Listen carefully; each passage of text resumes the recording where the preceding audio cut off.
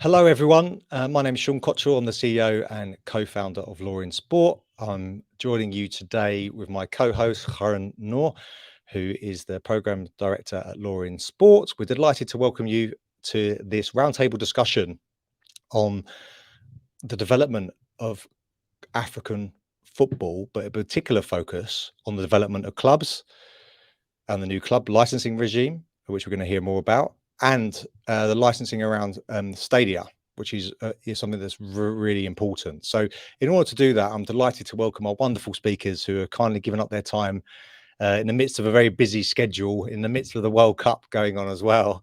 So we do really appreciate it.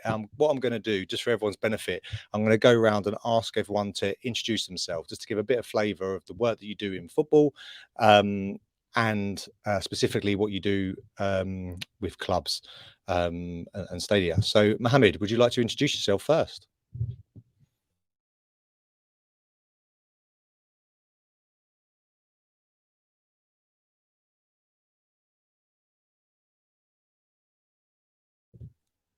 Can you hear me? Did I freeze or? Mohammed, can you hear us? Yeah, no, yeah, now, yes, yeah, okay. Thank you, Sean. My name is Mohammed Sidat. I'm the head of professional football at CAF, Confederation of African Football. Pleasure to be here today. Fantastic.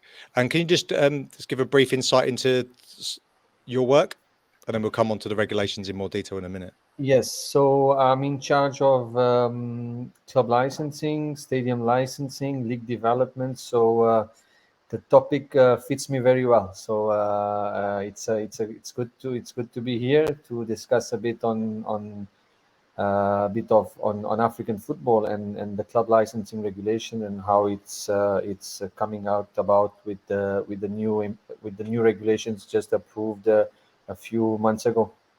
Fantastic. Thank you very much and welcome. Farai.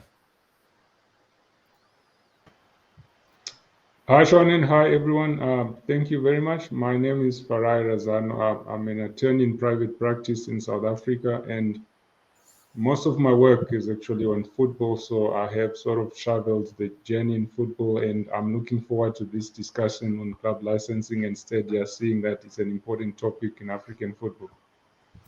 Brilliant. Thank you very much. Cynthia. Hello, everyone. My name is Cynthia Mumbo. I'm the founder and CEO of Sports Connect Africa. We're a sports consultancy that focuses on providing commercial solutions to sports entities across the divide. So in this particular case, anything from strategy to marketing to commercialization. For football clubs, for corporates that want to work with football clubs and leagues, and within the sporting ecosystem. Fantastic and welcome. Thank you, Abdallah.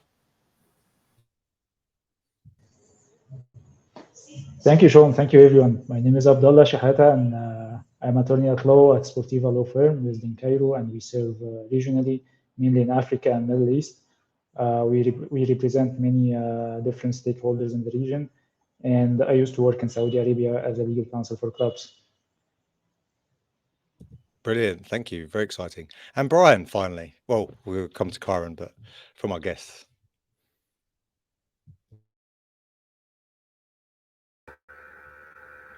Hello, Sean. Hello, Karen, and the rest of the panel. Thank you very much for having me here today.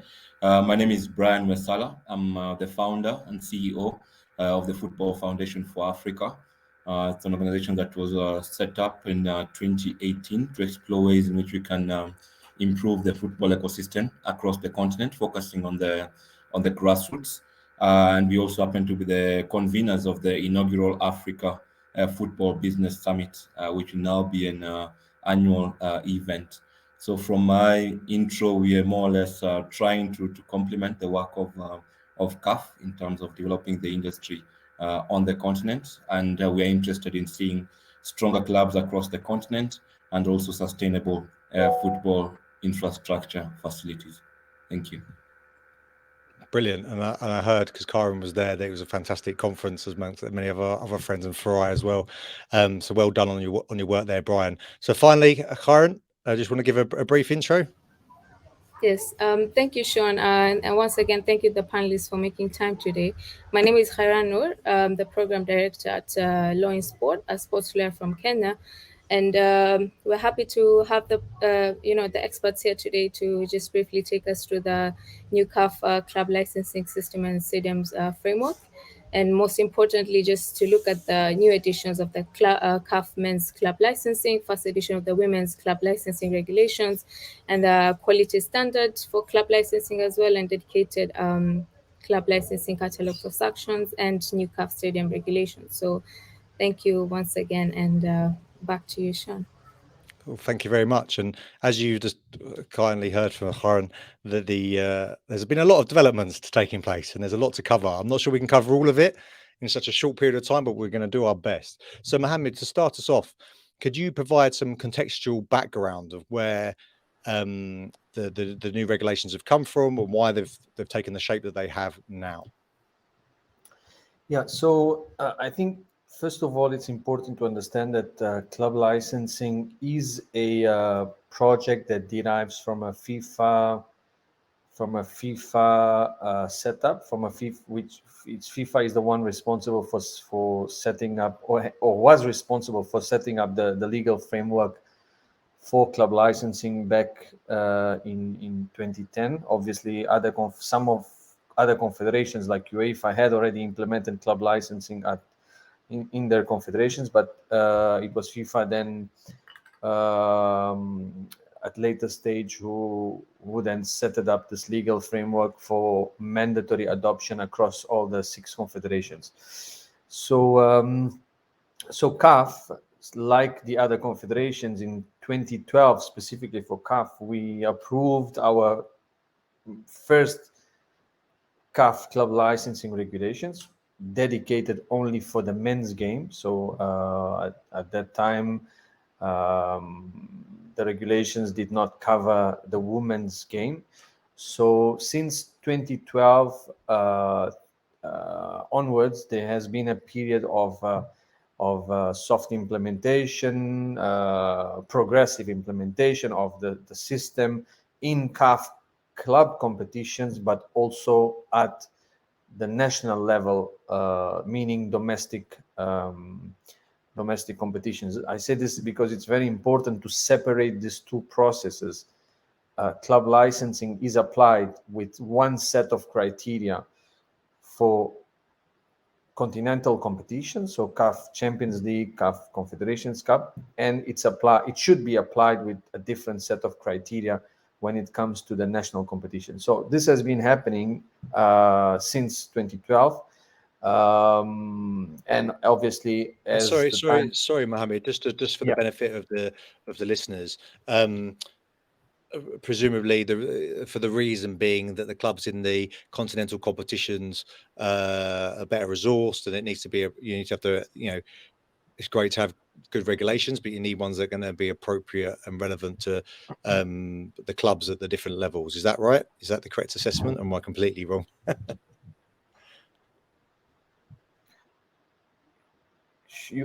Sean, hello, it's for me? Yeah, for you. Yeah, I mean, club licensing is there to set minimum standards at the end. It's to set a level playing field that it's where clubs taking part in a given competition, in a specific competition, meet standards and requirements in the same level. We want clubs. There is a proverb we can say that you become better when you compete with the better. So you want clubs that are competing in the same league, in the same competition, that they meet the same standards. You want a club, when it's playing another club, that they can find the same stadium facilities that they, as a top club, have, for example. So yeah, at the end is to set a road and that everyone has to follow some minimum requirements, and that's what club licensing it tries to do. With CAF in recently in this year, 2022, we decided to update our regulations, and this is the topic today that we're going to focus on. It's why. I mean, it's been 10 years. There's been a change in African ecosystem. There's been progress in several areas. Clubs have improved. The women's game is there right now.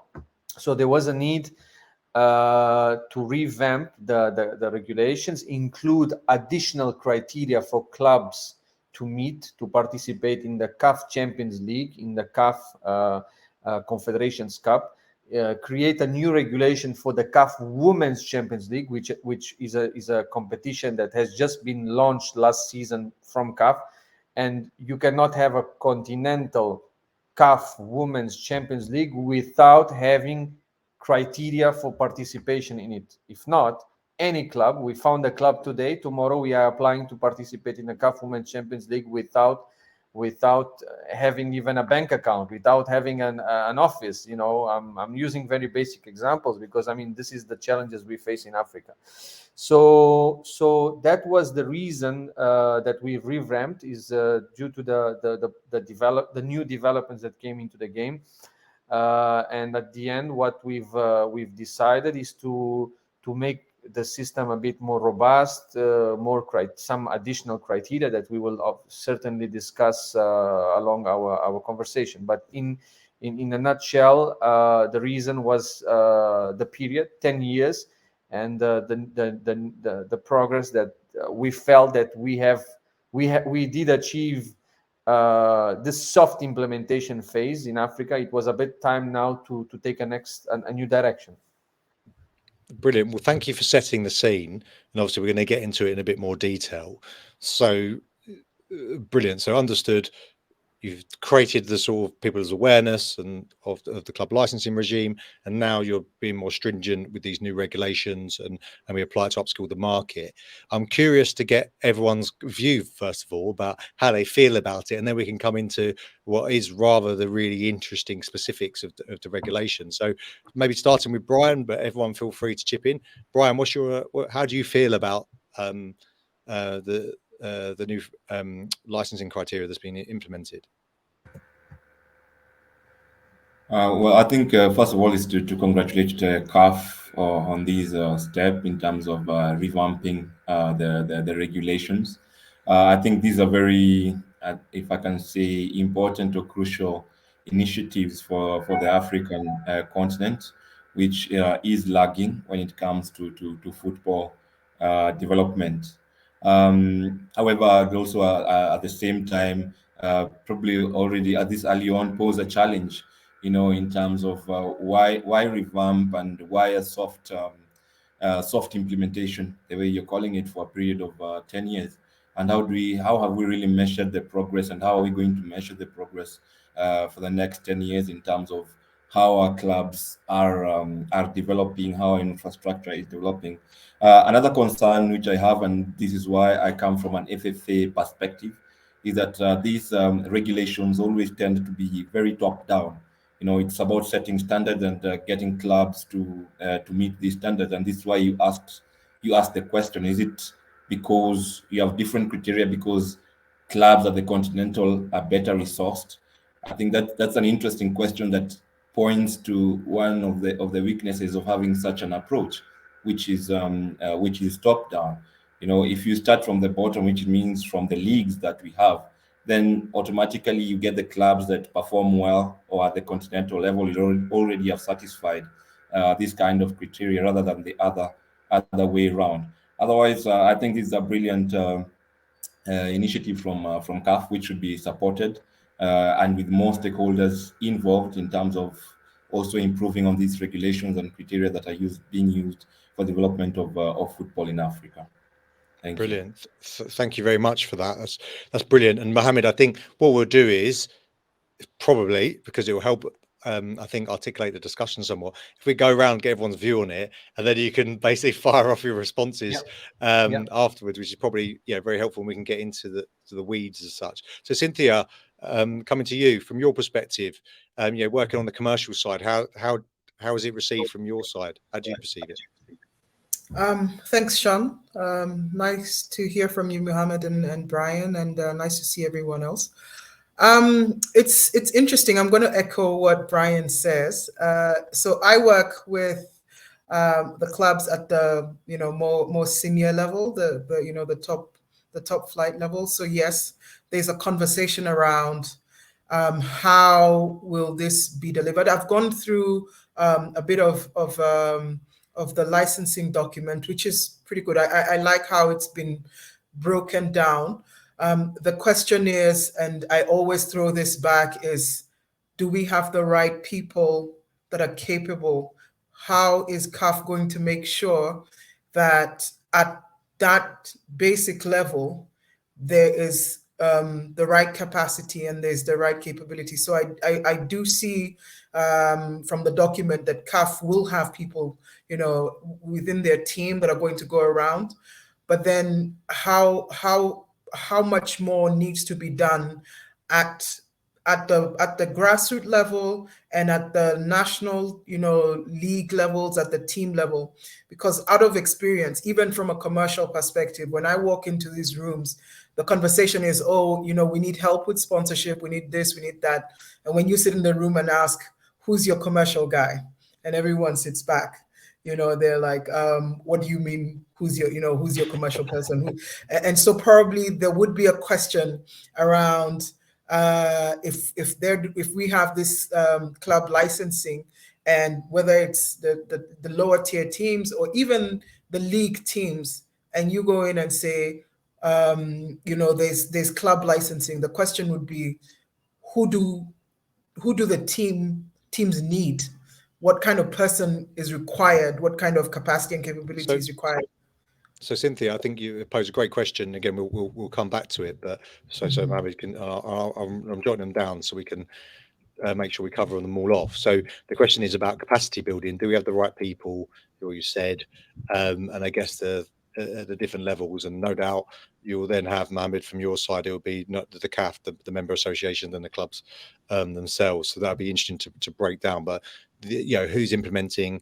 Do we have the right people, and how we plan for capacity, or how you, as a continent and CAF in particular, plan for that is a very pertinent question, I believe. Should we go to Abdallah next?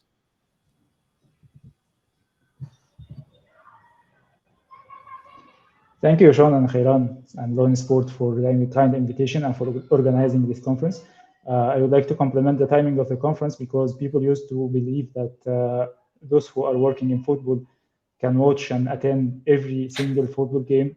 We are 7 football professionals proving that this is not true. So thank you, and thank you, Muhammad Sidat, for what happened to the club licensing system in Africa, because without this improvement, we would have not had this conference today. Probably we would have another conference, but not this one. So thank you and congratulations to you and your team. From a legal perspective, how we see the club licensing regulations, it's really important from the legal perspective to state that, because the way I see it is it's a powerful tool to improve the whole system. Coming from a legal background, I used to believe that improving your legal system is the first ingredient to improve the whole system. The regulatory system is the most important one to improve the whole system. This is happening now with the club licensing system, which connects all different aspects of improving football. In Africa, we have an exceptional level of talents in football, and we need to develop the management level to make the best use of these talents. Speaking about the CAF, or in general the club licensing regulations, it might be simple when you read it for the first sight, but it's one of the most complex regulations in football, because you cannot read the articles of the club licensing regulations without focusing on the reality of football, what's happening behind the scenes. Every aspect, every criterion of the club licensing regulations reflects on a lot of hard work on different levels of football management. The whole system now can improve the level of competition, can improve the level of participants in the competition. And I would like to see the improvement of club licensing regulations in Africa like a huge step towards improving the whole level of CAF competitions.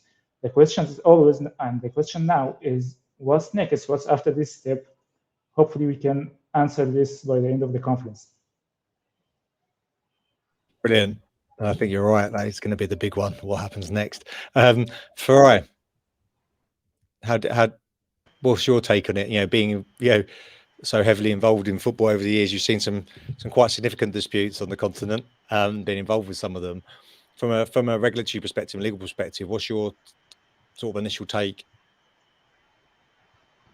Thank you very much, Sean, and everyone else. I would like to echo what Abdullah has just said in terms of the significant improvement. I think with any environment, you need a proper regulation. And one of the things that is always a problem is when the rules are not clear or when people don't understand what is required of them, it just brews chaos. And this has been something of a problem when it comes to CAF, because over the years we've had rules or regulations that were not clear.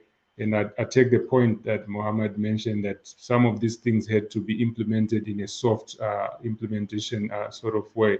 But that on its own created its own problem. So to have a club licensing regulations that is detailed, that is thorough and clear in all sorts of respects, I think it's a welcome development, which we only leave it for the implementation and see how far we go with that. But from a legal framework or a regulatory framework, it is a welcome development in my view. Brilliant. So largely everyone's in agreement. Kyron, are you going to buck this trend? But it sounds like everyone's in agreement that this is a great initiative. But Kyron. Yeah, I mean, all in all, yeah, like everyone has said, it's a welcome development. It's good to have some ground rules and regulations towards the improvement of African football. But then at the same time, I would also pose a challenge in terms of does all the member associates, do all the nations have the right resources to actually implement these regulations? And of course, again, to the CAF, how do they look into the implementation? How do you create the capacity, as Cynthia said, in terms of knowledge? How do we equip people with the right technical know-how to understand, okay, these are the regulations, this is what we're meant to do, or this is what is being implied, and how do we now move forward to work towards implementing and making football in Africa better and, develop further? Yeah. Thank you very much. And so, Mohammed, so largely everyone's appreciating the work that you guys are doing. I think it's a very positive development. They've got, I guess, the question is around capacity building and implementation. No doubt this was something in your consideration when developing the regulations, that this was going to be a key component. How are you addressing it? And I think also at the same time, could you talk about the sort of the breadth of what the regulations cover? Just so everyone's clear, and what some of the, I guess, the top key points of the regulation that you see as being, if we get these, even if we can get most of the clubs to be compliant with these areas, it would be a significant step forward. Sean, sorry, I lost you for a moment there. Can you repeat the last part, please? So firstly, I think a lot of people would wish to have the same, but to lose me for a minute. But I was going to say that, so we've heard that obviously that our speakers today, your colleagues in the sector, are largely very happy about this development. They think they're good regulations. The question is over implementation and capacity building. No doubt this was something that you thought about whilst you're developing the regulations. Therefore, how have you addressed those issues, or how do you plan to address those issues? And can you give some further background on the scope of the regulations, and what will you believe are the sort of the real, I know it's all very important, but what you see as, I guess, the most important provisions in terms of moving club football forward? Yeah. Okay. With regards to, I think the question is how. I mean, regulations look very nice. They very, very. I mean, even the design of our new regulations looks very nice. But then, how do we cascade this effectively down to the member associations into implementation, right? So I would be lying if to say that there is a perfect formula. There isn't, because we have 54 member associations, English MAs, French MAs, Portuguese MAs, Spanish MAs in Africa, different social, political, economical contexts in these federations, different levels of expertise and know-how in these federations and in these football ecosystems, in these 54 football ecosystems. So from that, you can imagine that a project like club licensing, that it's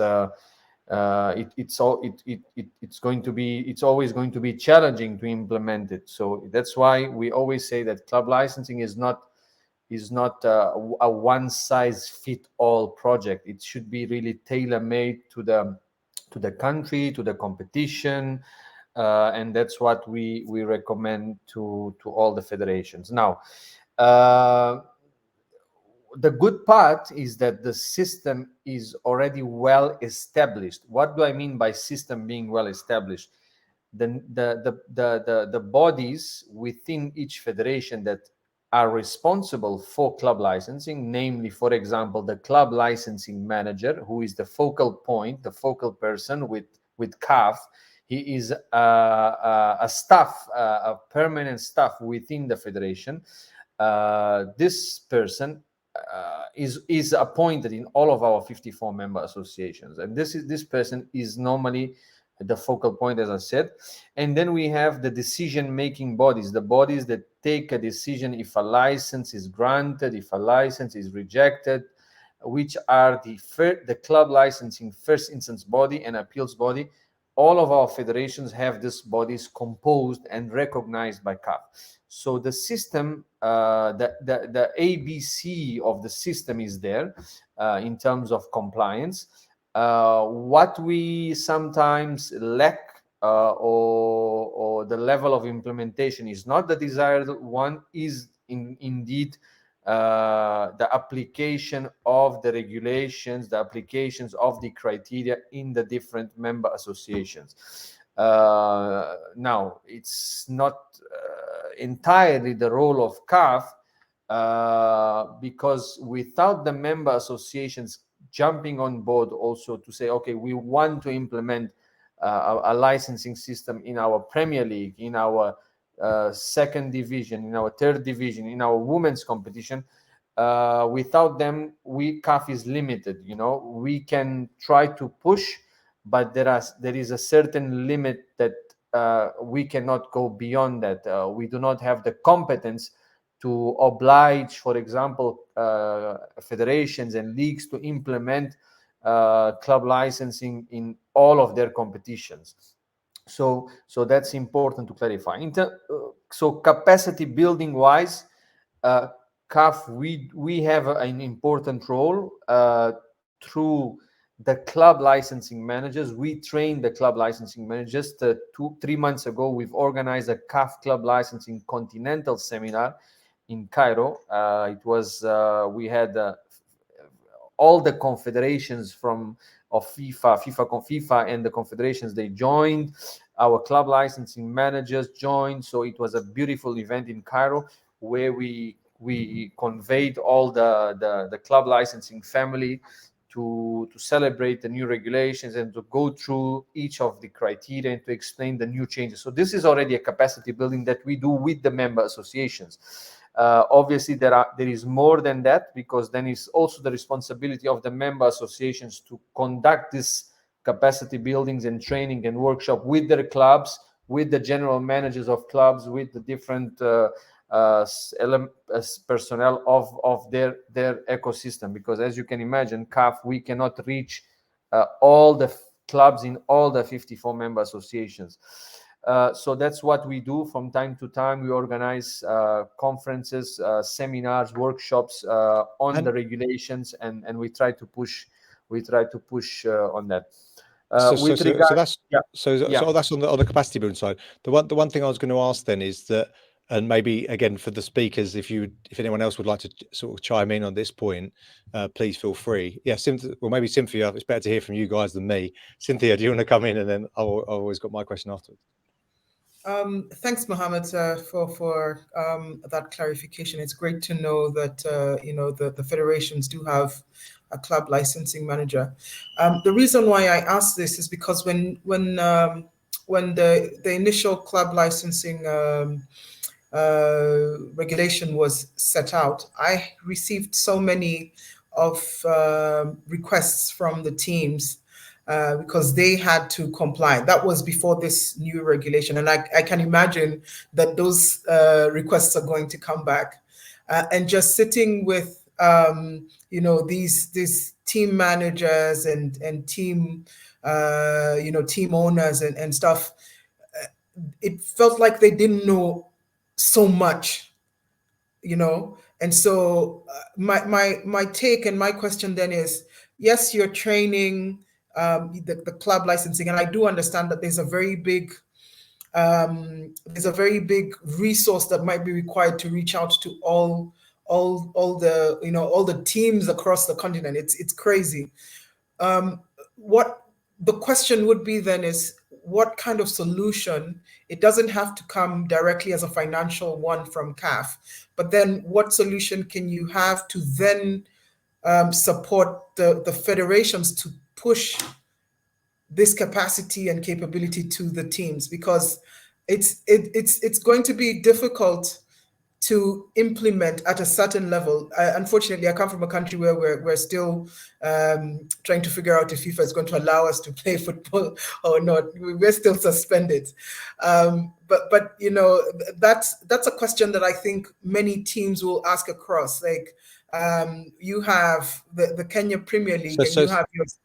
So Cynthia, sorry, just on that point then. So I think your point is well made, which is you Mohammed, sounds brilliant. You're working with these 54 member associations. How do you ensure that trickles down? I guess the question then will stem from that would be what I guess if not enough action is happening, or if the member association is not investing into that, I guess what would be the what will be the consequences of that? What happens? Did anyone else have any sort of observations on that point before we give Mohammed the opportunity? And I have to say, Mohammed, thanks so much for being willing to do this, because we're all very excited about it. And no, it's okay. It's a pleasure. Did anyone else have anything they wanted to ask on that point? Yeah, Brian. Just to go back maybe to Abdallah's point and again to challenge. Sorry, I feel like I'm coming from the other side, and we are here with mostly lawyers. When they say the regulatory framework is the most crucial, I tend to disagree, because I think an educational framework. That's outrageous, Brian. Outrageous. Sorry, I can't hear you.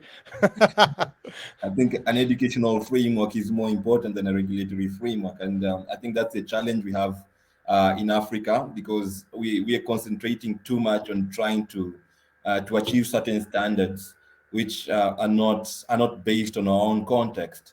And Muhammad rightly pointed out that you go across Africa, you find different social setups, political setups, economic situations. So if you come up with a regulatory framework, and it's kind of, we hope we are going to get this implemented. It becomes a challenge for the continent. Cynthia, we can speak from the Kenyan context. I think only about 4 clubs were able to attain or to be licensed when it first came to Kenya, and you have no league. So at the end of the day, they say, okay, let's just go ahead, and that's what I think we are referring here as a soft implementation. So maybe just to say, okay, the regulatory framework is good. It's excellent to have one, but I think an educational framework for our clubs, for our football ecosystem, is more critical. It's where we should perhaps put in more resources.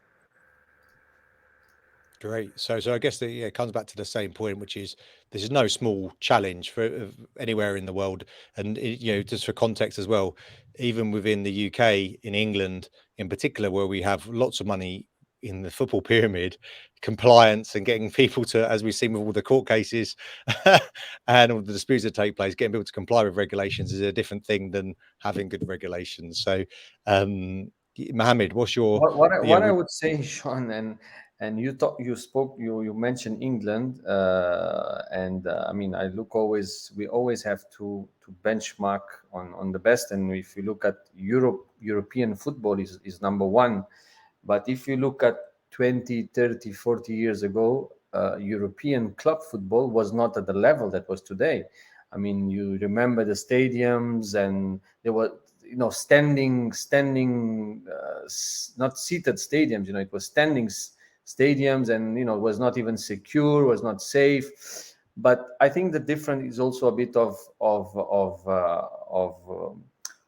vision, and sometimes we as Africans we don't want to see things with perspective. What do I mean is, football wise, obviously, in Europe they saw that the only way that their football product could become more rentable, could generate more, it was through a mechanism that clubs, stadiums, infrastructure, facilities, management, they would be run in a more professional way, and the outcome is what we can see today. You see leagues in Europe, the main leagues, and overall you see even the minor leagues in Austria or other countries. They are well run, and the clubs no more face issues related to club management and club licensing. Is more on financial aspects nowadays in Europe. Now us in Africa, because we don't have this, we lack this part where we should think as a whole. We like to think individually, speaking more on the club side. If the clubs in each country understood that by implementing club licensing in their competition would be beneficial, firstly for them.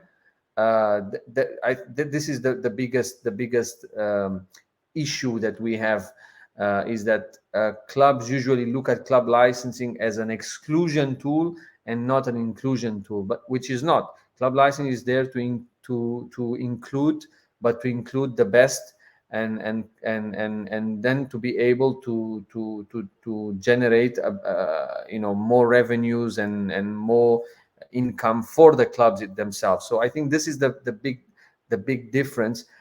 So that's why we have to say club licensing it's challenging to implement club licensing systems, not only because of the social political aspects that I mentioned in the beginning, and the language, etc., but also because of this mentality that we still are not adopting, to think as a group, to think as a whole, that this can be beneficial for the clubs as a whole.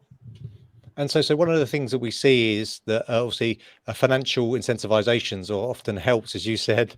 So what, in terms of, I believe you've got some provisions in there in terms of overdue payables, but what other things have you got, mechanisms, I guess, within, maybe you can talk about that, but I'm really curious as been what mechanisms, other than, you don't meet this criteria from a member association, what I guess, what effect can you have on member association status and potential revenues? So basically, for the main one of the biggest change in this new men's club license regulations was an inclusion of a section there in the CAF regulations that now makes it mandatory that every member association of CAF must implement at minimum in their top tier men's competition. So every Premier League in Africa must implement some minimum requirements established in the CAF regulations, in the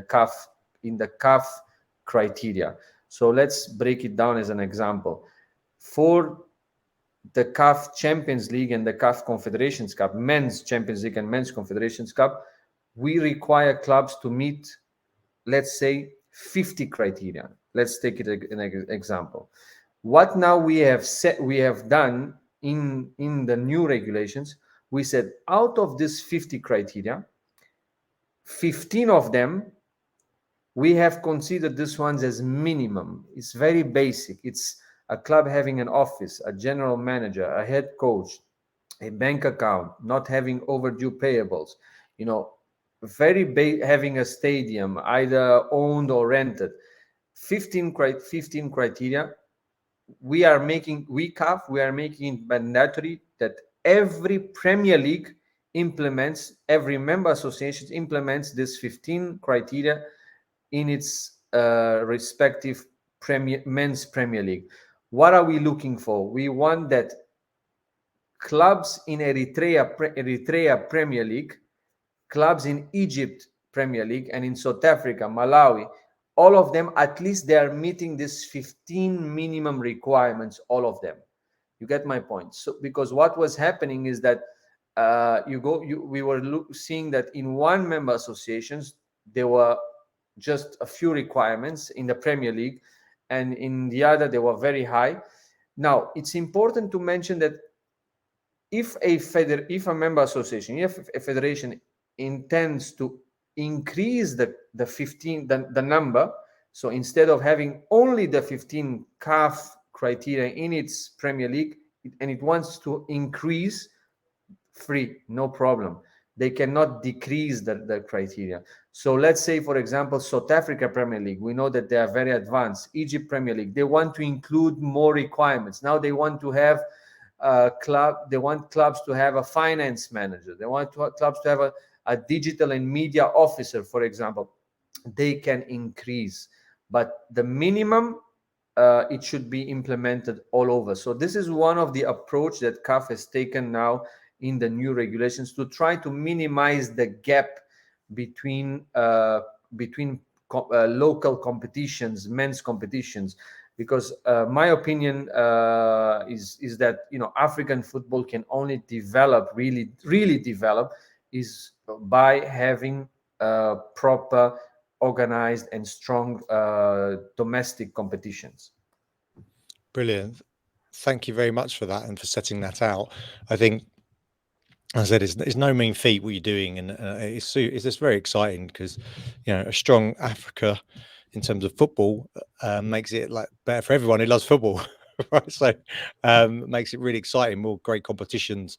We haven't heard from Farai and Abdallah for a while, so I was wondering, I guess, and I think we're going to probably have to break this into two parts because we're literally just scratching the surface at the moment. We haven't even talked about the women's side or the stadium side, so no doubt we'll have to probably reconvene, I'd imagine. But also from Farai, Abdallah and Khairan, from your perspectives, I guess, listening to this to Mohammed talk and you've heard the concerns from Cynthia and Brian, from your side with your legal hat on, do you think, oh goody, there's new regulations, there's going to be more disputes or potentially more contractual negotiations, or what's your kind of, having listened to all that, what's your kind of reflections?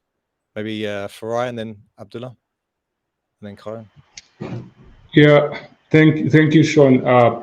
Just to go one step back, and maybe Mohammed can clear that for us, because I've sort of I understand that one size will not fit all, but what I've noticed with the minimum requirement is that there is provision for exemptions, which makes me wonder whether they are indeed minimum requirements, because if the base is the base and then there's provision for someone else to say, no, but lower the base for me. I understand the practical issues that come with one size trying to fit all, but that, in my view, can be a source of antagonism, in the sense that you say these are minimum requirements, but then one country could then say, well, in our context, there's a problem with this aspect, please reduce it. And then the next country then comes and asks for the next thing. And so that for me was sort of is this can't really be minimum requirements. It probably is an area that needs to be looked at, because as you said, would this increase disputes or reduce disputes? It may just be a source of disputes, in the sense that once one application is granted, the next member association comes up with an application, and it becomes an issue of, but the issue we're raising here is unique to us. You can't really compare us to the guy to the other member association that you granted. Therefore, we need to be exempted. That for me is a problem, in the sense that if there are to be minimum requirements, then there must be minimum requirements, unless if the minimum requirements bar has been set high, in which case it might not be really a minimum requirements. But to go back to what you've asked, Sean, in terms of step forward or step forward or step back disputes, inevitably disputes are going to increase, because with more regulation, everyone becomes a bit innovative to try and circumvent. In some cases, it's not evasion, but it's avoidance. So everyone tries to be clever and try to reduce the requirements as much as possible. And this is why, from a lawyer perspective, and this is partially in answer to Brian, when he says he thinks education is the most important, I think regulation is the most important. You need to lay out the rules first, and then say to everyone, we will help you to comply. We will hold your hand. You can't educate people when there is no requirements to meet. So you need the rules or the regulations, then you hold their hand and take them towards how you can comply. Otherwise, without those rules, I won't even attend class, because there's nothing for me to comply with. So, well, I tell you what. Firstly, on that, I was going to say that. So, Kyron, go on. No, I was just before we go to Abdallah, I would just like to, agree with Farai, of course. I'm not saying this on a legal perspective. I was saying that I'm supporting my fellow learned friends, but then it's more just saying we need a structure. We need something that sets the line for us to comply, because without that, how are you capacity building when something doesn't exist? And then at the same time, disputes are inevitable, because as Cynthia has already pointed out, some of the federations are currently suspended, and that's because some criteria or some rules and regulations have not been followed. So one or the other, once you put something across, someone is either not going to comply or not meet the standards, or if they are, what are you now putting as safety measures, or just block or standards to be met. So I think, for me, I would just like to say, I agree with Farai 100% on this.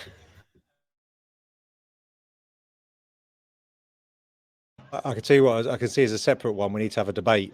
So Brian's going to be on the education stuff, and we'll have Farai on the other side, and we can just do a debate: education or regulation. That's what we're doing. Yeah. I'm sure I'm not going to win this argument, because it's against lawyers, but it's I don't know. I'll come to your aid, Brian. I'll jump in to give you some support, because I know what you're saying. I do think there's a point of, Brian, I'm not sure if this is what you're trying to get at, though, but from a law and sport perspective, we talk about this. If people don't understand how the law is used in the first place, they don't really get the buy-in to the regulations. So it's kind of a chicken and egg type of scenario. So I take your point, Brian, I think, which is what you're getting at. I think, which was like, people aren't aware of the issues. They don't understand why the regulations are important. Therefore, they don't respect them. So, it's very interesting. But Abdullah, do you have anything before, or Cynthia, before we come to Mohammed, to answer Farai's point, which was about? I would like to thank Farai for supporting his fellow lawyer, and I would like to say that Brian actually and I can agree that CAF has a lot to do. The way I see it, it is not regulation versus education. They are completing each other. You set a regulatory system, then you educate your stakeholders on this system, then you watch the application of the regulations, then you can set a method to handle the violations or the lack of implementation of these regulations. So education is a key challenge in Africa, and on a regulatory level, education is actually the next step. Let me give you an A practical example for the current club licensing system in Africa, the new one, I am personally happy with the creation of CAF Club, the club licensing online platform, because until this season, until this year, 2022, we used to depend on paper-based system to apply for the CAF license. This had to change, and this is changing now, but we need to educate stakeholders, the license applicants, the licensors, the clubs, any stakeholders in Africa. We need to educate them on the use of the CAF Club. This will happen, and then you need to watch the application of or the use of this platform. That's how you make the best of this step of improving the regulatory system.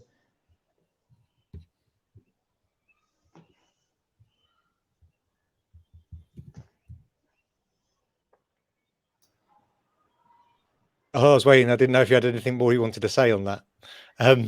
So I apologise. But so you got me thinking about this, which is, and again, I'll let Mohammed come back, and then we'll have a final question, I guess, for everyone. And I do think if everyone's got time, we'll have to do a part 2 because there's so much to cover.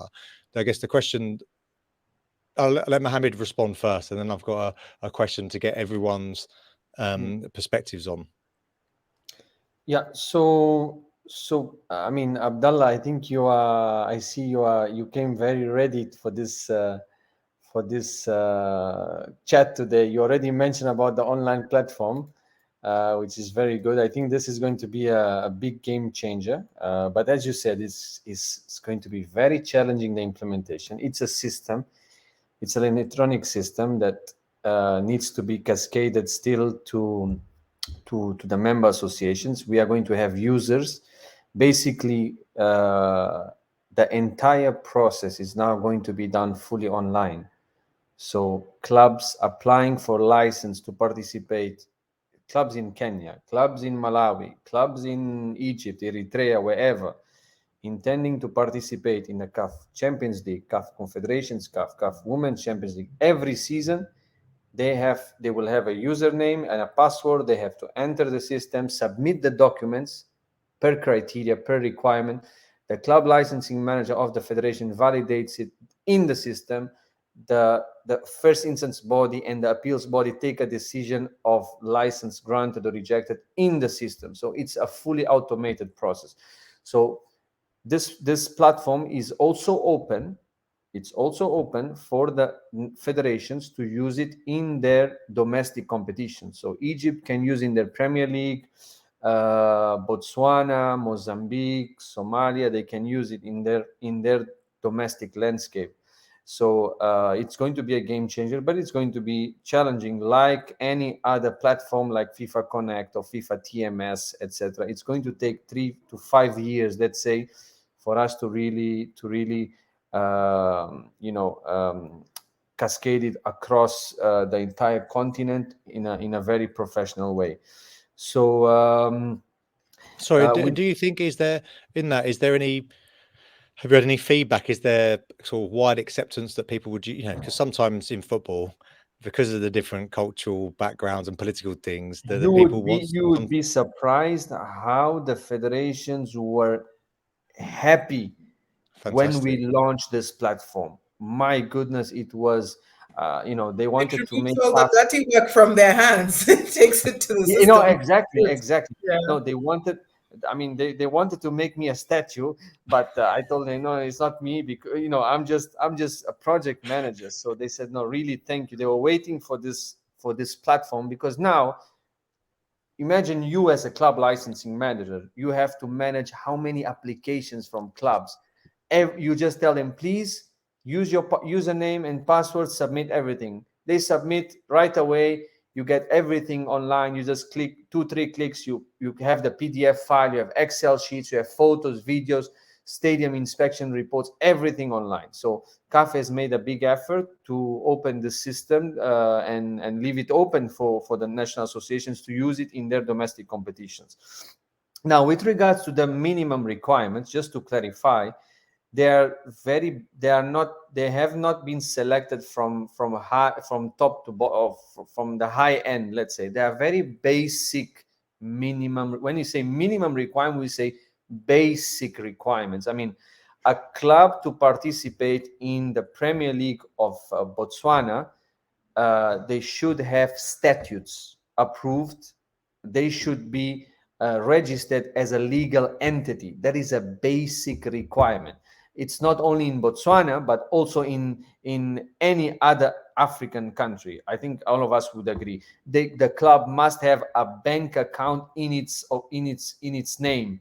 So that is a basic minimum requirement. So there is no exceptions to this basic minimum requirements. If we open exceptions for a club not having a bank account in his name, I mean, how can the prize money allocated by CAF be transferred to an individual account? You know, so we have selected this minimum requirements. We have done a thorough study across the continent to see what should be adopted in every competitions, and we have selected, don't have the exact number here, but they are around 15, as I said, basic minimum requirements. Now, as I said, any league, any federation is allowed to increase these requirements according to their their needs, their region, their football vision, their football project. And this actually happens across some of our member associations. But this is a new provision. As I said, we are at this moment, it's important to take note of this, since we have just launched the CAF regulations. We are in the federations right now are in the process of revising their national club licensing regulations to adopt all the new requirements in line with CAF. So this takes time. So we are, you know, it's when you launch regulations, we just think it's just a criteria, from a criteria perspective. No, there is a lot of legal steps that needs to be taken by the member associations. In this case, they need to revise the national club line regulations to make sure that all the provisions in their regulations are in line with the CAF regulations. So CAF is currently working with the different associations to ensure that all the 54 associations have their new regulations in line with our regulations. And that's why we have set it out the implementation of this minimum requirements mandatory only from next season, 23-24, not from this ongoing season. And that makes a lot of sense, given how difficult it can be sometimes to change regulations if you don't have quorum in a meeting, etc. And if there's political infighting, it can make it even more difficult, because it becomes a tool, doesn't it, to out someone who's a president or get favour, you know, all the politics around football. So I think that sounds like a very wise step. I did have a question, but I guess the one thing that we did say we were going to talk about, which we haven't yet, was the stadium requirements. And maybe, Mohammed, you just wanted to provide some background on that, or I could just get everyone's. Well, maybe I will do my question first, and then we'll come to you, Mohammed, and we'll move on to the stadium. From an education perspective, it sounds like, and you've heard about, you know, there's some time for this to be implemented. It's a really, you know, fantastic technology that's been applied to make life easier. From our speaker's perspective, what would you like to see happen from an education perspective, given you know, it sounds like everyone's concerned about not what happens necessarily at the top tier of places, but what happens the next tier down? What would you like to see? Cynthia, maybe I'll come to you, and Brian.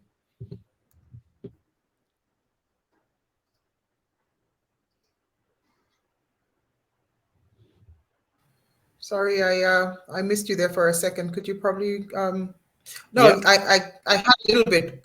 Education.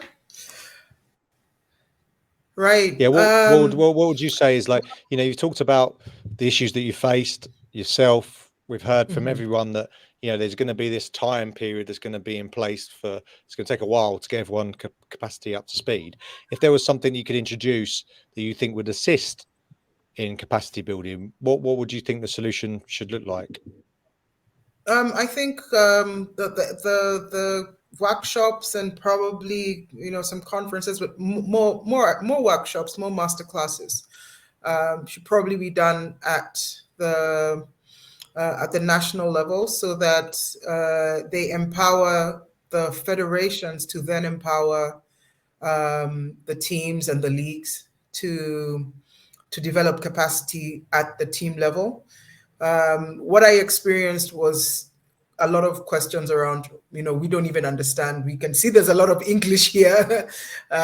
We don't have the right, way. So maybe, I don't know, I know the regulations are already up, but then also encourage the federations and the leagues to push the teams to have somebody who understands this, whether it's bringing would in something like, sorry, Cynthia. Whether it's bringing in an agency to support them in bringing them up to speed, or depending on which country it is, for like you said, South Africa and Egypt are already ahead, then each team should have either a commercial manager or licensing manager to be able to support the teams, upgrade their standards and comply with this. So I was thinking, as you were talking, Cynthia, thank you. I was thinking then something like a continuing professional education program. So it's not just that it happens once, given that it's going to be this evolving program. Okay, Brian. And it could be online, if you ask me. I think they can be able to have, it doesn't require that you bring people into a room all the time. A platform like this, or, whatever other platform that's online, or a course that is offered by CAF specifically for teams, where reading the document is one thing, but going through a course and getting a certification that you are now certified as someone who understands, or you have certification on this license, then I think it will make a very big difference. Thank you, Brian. First, just when it comes to education, my view is that people should be educated towards attaining a certain vision, and not necessarily to meet certain rules and regulations. Just to emphasize on that. That said, I think the regulation part is important, and if you now tie education into that, because as Abdallah rightly said, it's not a competing notion. It's not education versus regulation. Now, how do you educate people about regulations? For me, regulations is it's simply awareness. It's all laid out there in a document. Some will read, some will not. Some will not even have to read to be able to achieve those regulations, because they have a vision they are working towards, and if they education towards that vision, automatically they'll be able to meet the rules and regulations that are stipulated there. And just to blow my own trumpet a bit, one of the platforms, for example, I have been running is the Africa Football Business Show. This is basically 45 minutes to 1 hour program that I've been doing almost on a bi-weekly basis. Now going to the sixth season in March. And just awareness, talking about where are these regulations there. And just as an invitation to Mohammed, maybe I'd like to host him next season so that he can share more about the Brian's club the real salesman, guys. No, because that's it. Because the challenge we've had in Africa, especially now it comes to education, is like we have the impression a lot of these things are happening to a few people. If you invite a few people to Egypt for a conference, the rest of the ecosystem is left out. Just because I'm playing in the second tier or in the third tier, that means that I should not be able to access the kind of education that the people in the top tier are accessing, because I aspire to be there. I have a vision of where I want to go, and I think that's the angle education should take, and should be supported by regulation in its own time, in its right place. No, thank you for that. And we're proof of that. Like, Law in Sport, on this, we have lawyers around all across the continent that have used our platform to bring successful cases to FIFA DRC and at Court of Arbitration for Sport and others, right? Just from just having, they couldn't afford to do international masters, but from just having access to the information, they can inform themselves. And as you say, Brian, it's not going to be the be all and end all, but it just helps those people who want to be helped if they've got an awareness, right? Those people who do want to be, and then hopefully they have that trickle down effect. So I think it's a great point, and I think the wider point in education is that you can't do enough of it, can you? Right? Because people have to be ready and positioned at the right time to actually use that education. Did anyone else? Abdullah, Farai, Haran, any views on the sort of the education? What you'd like to see? Or is it just echoed what Brian and Cynthia? Do you just agree? Yeah, simply be echoing the same sentiments, but I mean, I agree fully on that. We need more on the capacity building and the awareness and the knowledge around it. Well, we've got a good bunch of people on this one, so I guess if everyone goes away and does their bit, that'll have some impact. Mohammed, so one of the things that you were very proud of when we spoke was around the stadium licensing requirement, and obviously there's been a lot of very sad and tragic issues around football stadium safety around the world at the moment. So maybe you wanted to shed some light in terms of what you've been doing in that space and why you're so proud about it. Yeah, so this I think it's quite important. And yeah, thanks, Sean. This is a whole new block, let's say, it's related to stadium compliance. As you know, CAF organizes several competitions. CAF, like UEFA, OFC, AFC, FIFA itself, and there are requirements or there are stadia requirements that are set, that whoever wants to take part in these competitions must comply with this stadia requirements to be able to use their facilities in our competitions. I mean, it's the laws of the game. And since the election of the new leadership of CAF, Dr. Patrice, and the new administration, the executive committee of CAF decided that infrastructure is key, and there is a zero tolerance approach towards bad infrastructure. I mean, since then, it's been 2.5 years now that the administration then took a more harder stance in regards to this bad infrastructure across the continent. We've launched, as the club licensing system, we've also launched a new CAF stadium regulations, which is now categorized. It's a very interesting regulation. We've had very positive feedback even from other confederations, and we were very happy about that, such as the AFC, for example. They were very interested in knowing more about the approach that CAF took. So basically, we have categorized the requirements. We have CAF organizes several competitions, from youth to senior, from female to male, from club competition to national competition. So if you take all of these competitions, we have thrown these competitions into these categories, which category 4 is the highest. So let's look at category 1, for example. Competitions that would fall into category 1 requirements would be women's under 17, men's under 20, so very junior competitions. And when you grow into category 3, for example, we would find there the CAF Champions League matches, CAF Confederations Cup matches. Category 4, you would find then the FIFA World Cup qualifiers matches. So just like that. So then when you go into the requirements in the stadium regulations,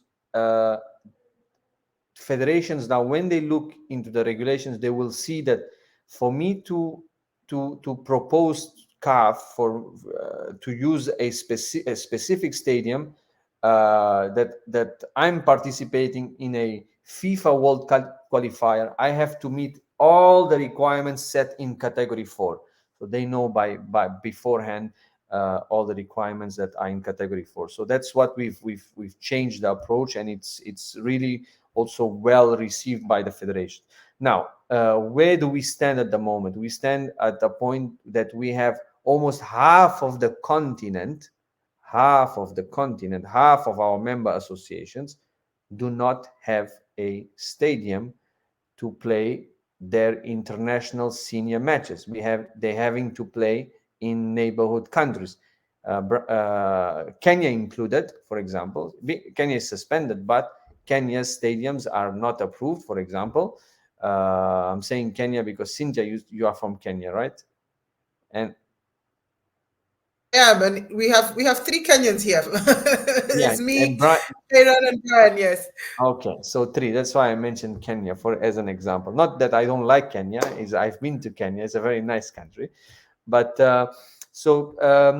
we have this high number of MAs having to play. Imagine a FIFA Qatar qualifier, a Africa Cup of Nations qualifier, top level matches in the neighborhood countries because of stadium non-compliance. So this has been an approach that we've taken, as I said, 2 years, starting 2 years, and now it goes without saying. I can say that the MAs know very well, and the clubs know very well that they have to comply, and to our positive surprise, governments are coming into the table, and they are supporting into renovating several stadiums. We've had also countries that were banned, and now they are back into the approved list. So this is very good. Now, just to clarify, when we ban a stadium for a FIFA qualifier match or AFCON qualifier match, it does not mean that that stadium cannot host an under-17 match or a women's match. Or it all depends on the type of competition and if the stadium meets the minimum requirements. Obviously, if the pitch is destroyed, it doesn't really matter what type of category. The stadium will not be approved. So just to clarify that it's not that we are just prioritizing the high-end competitions. No, in the high-end competitions, the requirements are more, while in the lower competitions we have less requirements, but we still need to ensure that this minimum requirements, this less requirements, are in good standards. So and no doubt as well, just for people listening, part of the reason why is that obviously when you're doing these big international competitions, all the commercial rights and all the requirements for media and everything else that goes with it are much more complex, and therefore they need certain facilities and everything else to make all of that operation work, amongst other things. Cynthia, sorry, you had something you wanted to contribute, I think. Yes, this is a really great development coming from a country where we had Chan taken away from us because we didn't have the stadiums. And so this is great. I think, having this beforehand is good. What I wanted to talk about is, I think across the continent, major stadiums are owned by government, which is very different from, say, Europe and maybe the Americas. So, I imagine, and you mentioned the government, I imagine that at some point, maybe CAF can have a consideration around bringing governments together to lobby, so that they have, some, again, I go back to this knowledge and education to understand better how to, improve this, but also have an investor kind of platform where, there's a conversation around bringing in investors, tying into, the club licensing, where you're saying you're building standards, you're building commercial standards, you're building technical standards, but this can't happen unless you have the right infrastructure. And all this will trickle back up to the investor if they put in their money and, have proper stadiums and proper, broadcast and things like that. So, just to point out that I think lobbying is going to be very important at the CAF level, in support of the countries that either have or do not have the stadiums to get them to the right standard.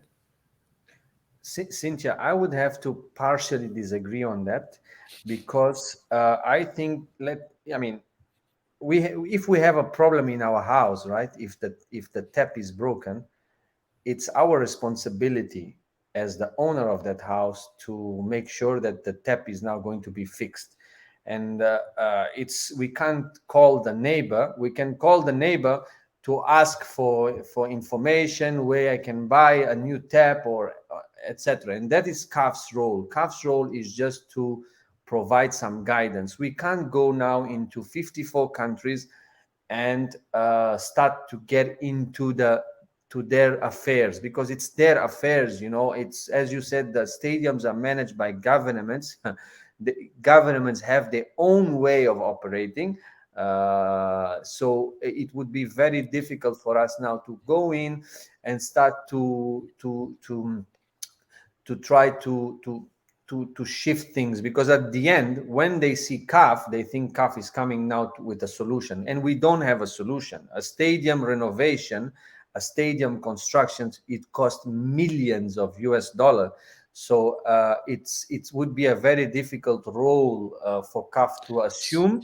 So it's up to the governments themselves to ensure that football it can be played in their countries. I mean, football is full agreement with you on that.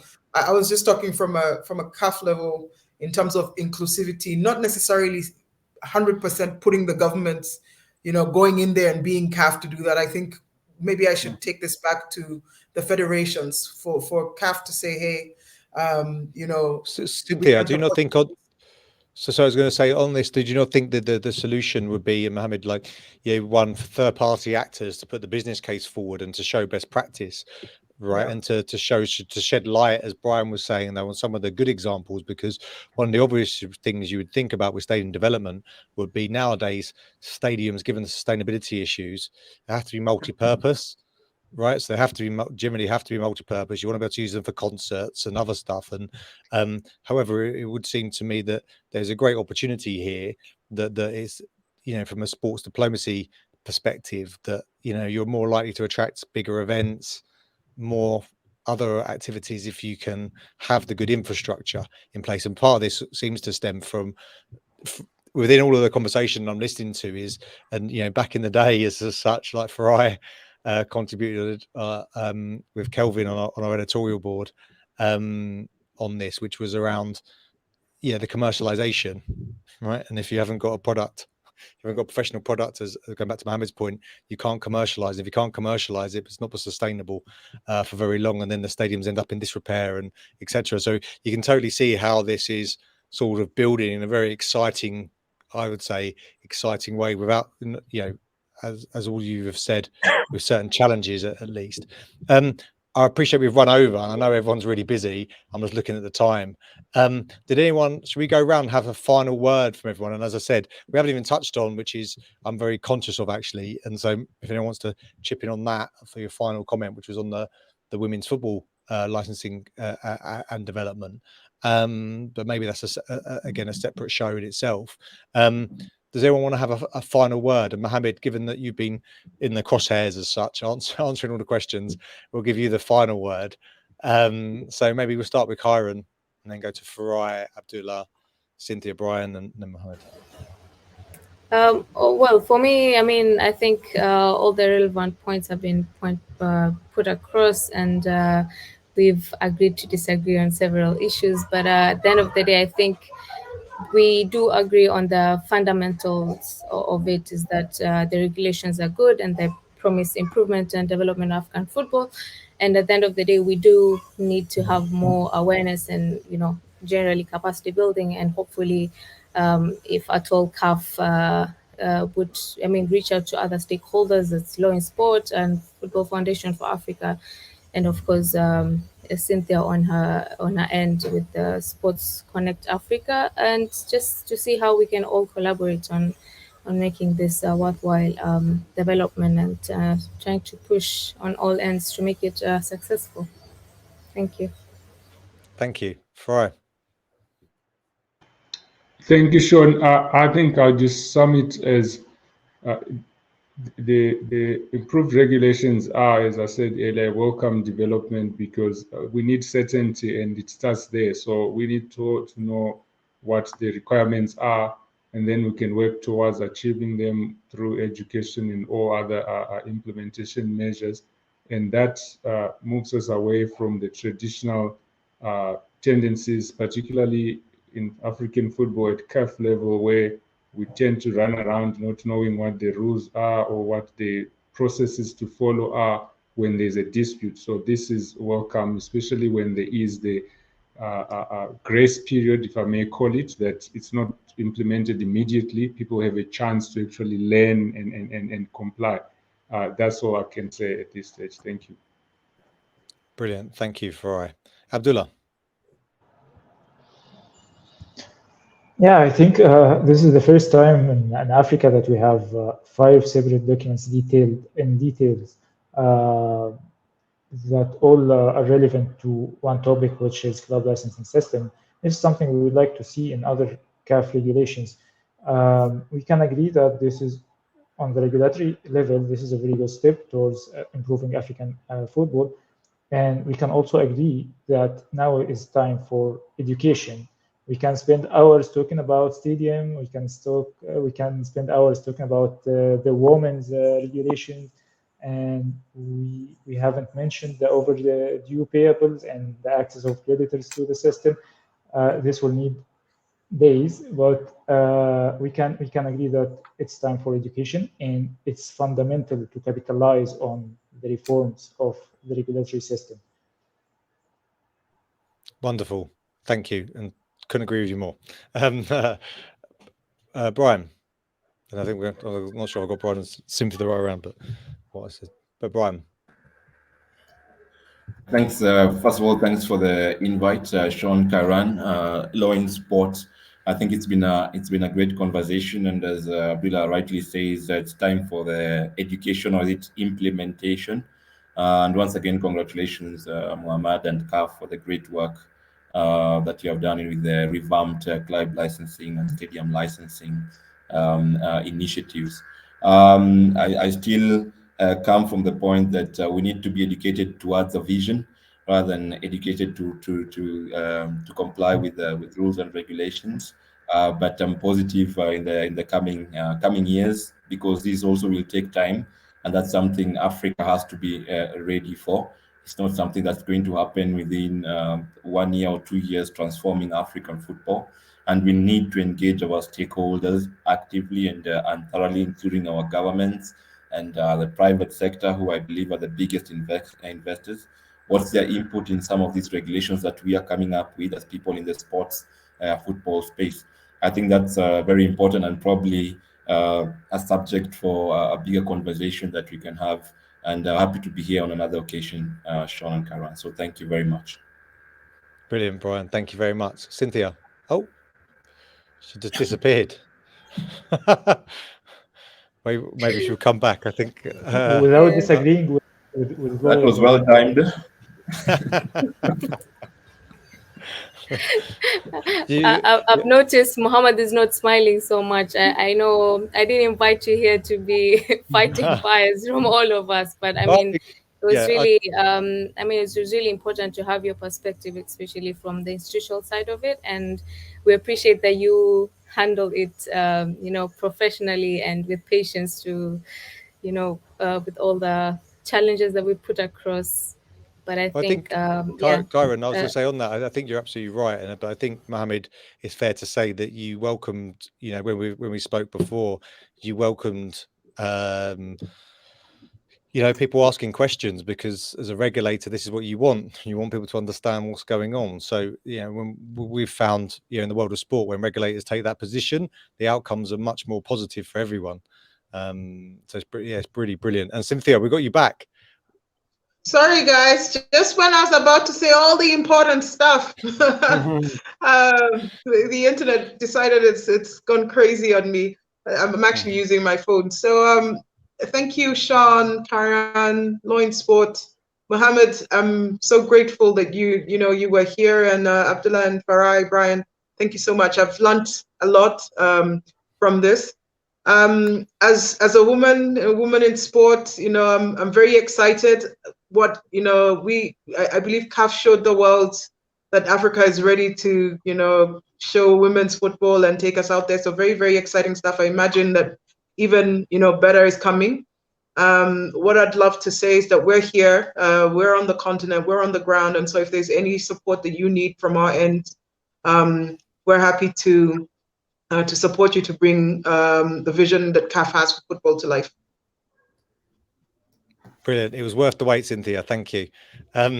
So Mohammed, obviously, everyone's very happy. Did you hear that? Yes, we got it loud and clear. Thank you, Cynthia. Yeah, Sean, thank you very much. I mean, as we spoke on our pre-conversation, it's always important to have this forums, this discussions, because we need to really understand if we are, as regulators, as you said, we are on the right path, and obviously the feedback that we have received from the member associations was very encouraging towards the new regulations, towards the new platform. But definitely it is still going to be a big challenge in terms of implementation because it's all new again. And I mean, all of you touched on an important point that sometimes doesn't make me sleep, honestly, which is education.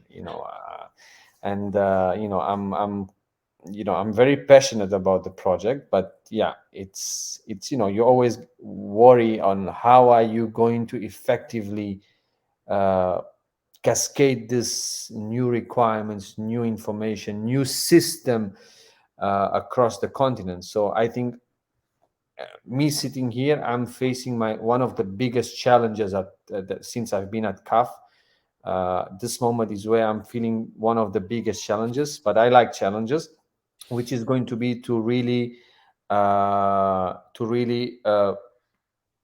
take these regulations from being just a nice document to really implement it on ground. So it's going to take time, but I can promise that I will give my best, and obviously whichever federation is ready to embrace it, CAF is going to be there to support, because if a federation is not interested, there's not much we can do, honestly. We can't go into we are not running the daily work in all the member associations. CAF is a regulator that sets that has some level of authority, but we can't go beyond that, same as FIFA towards the confederations and so on and so on.